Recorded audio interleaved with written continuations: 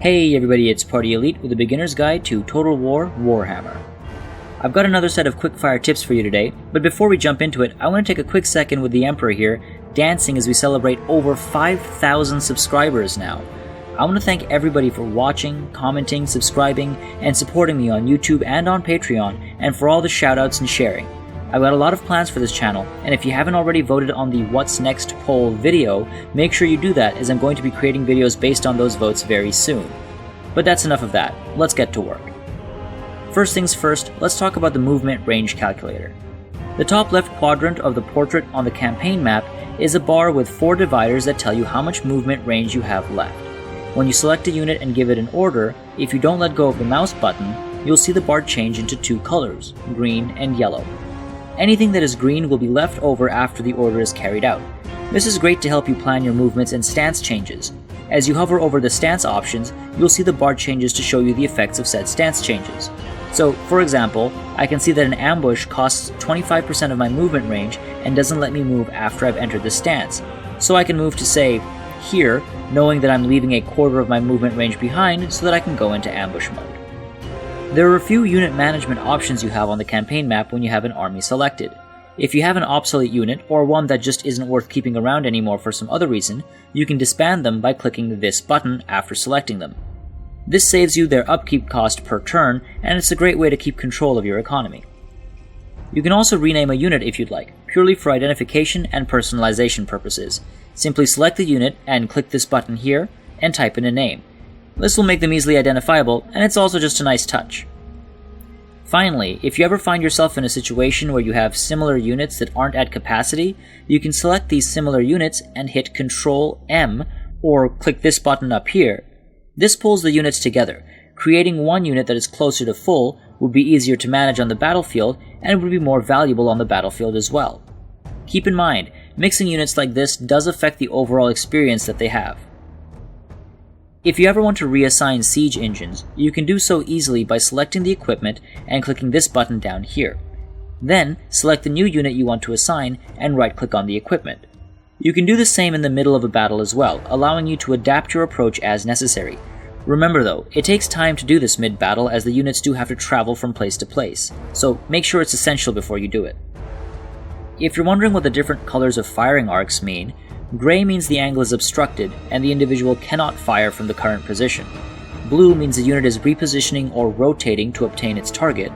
Green means it's ready to fire, and a transition from red to orange to yellow means it's reloading, returning to green to open fire. These arrows apply on a per individual basis, not for the unit as a whole. I'd mentioned in a previous video that a charge from a wide, shallow unit of cavalry penetrates deeper into the enemy ranks and wraps around for added damage. It's important to keep in mind that while this is a good thing, it also means the unit is stickier and harder to disengage for use in hit-and-run tactics or to get out of a dangerous situation. On the topic of cavalry, I've been asked the difference between regular and shock cavalry. The main thing to keep in mind is this: regular cavalry can do well in melee, and shock cavalry does relatively poorly. Melee cavalry, as such, is better as your main cavalry force for prolonged combat, and great for destroying enemy shock cavalry. Shock cavalry is great for formation-breaking charges, but must be managed very closely. If you're constantly being thrashed around by beasts, monsters, and cavalry, and don't know what to do, keep an eye out for the anti-large trait on your units. I know it might sound like an obvious tip, but often, in the heat of battle, it's easy to assume strength in numbers instead. This isn't always the case. Sometimes, a single unit of anti-large infantry can do more damage than your heavy hitters. Keep an eye on these units, and if you're up against an enemy you know will be fielding monsters, beasts, or cavalry, keep these anti-large units ready for action. Remember the value of terrain. Ranged units have better vision and cause more damage from greater heights, and having a height advantage also gives statistical boosts. You can hide your units in forests as well as behind hills. Line of sight is based on actual lines. And difficult terrain can be used to slow down large enemy units, such as cavalry, monsters, and beasts. Watch how long it takes these units of cavalry to get across the screen.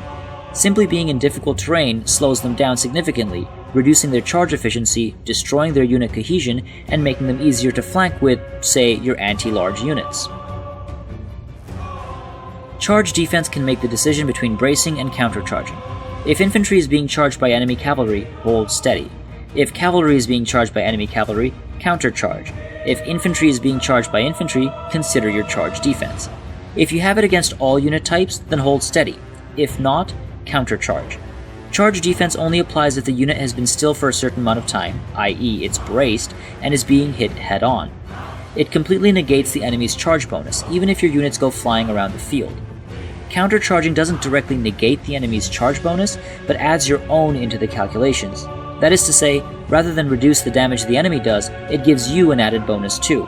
And if your charge bonus is better than theirs, consider their charge an invitation. If you haven't made yourself familiar with overcasting, it's time to do so. Overcasting is the ability of a magic caster to put extra effort into a spell to make it stronger. You can tell if a spell can be overcast by looking for the double arrow at the bottom of its icon around the Winds of Magic counter. Click on this icon once to cast regularly, and click on it a second time to overcast. Overcasting increases the risk of a miscast that can hurt your caster, but the resulting effects can change the momentum of a battle. Different spells have different overcasted abilities. Sometimes it's a larger range, sometimes it's a bigger buff or debuff, and sometimes it's more damage or more missiles. I'll be detailing all the spells and lores in a later video, and I will include these details there as well. Once again, I want to thank you guys for all your support. It's been amazing, and I'm glad to see that these videos are helping so many of you. As always, if you'd like more tips and tricks, subscribe to this channel, and I'm always looking for more suggestions and requests in the comments. I've said it before, I'll say it again. You guys are all awesome, and that's what being a great general is about.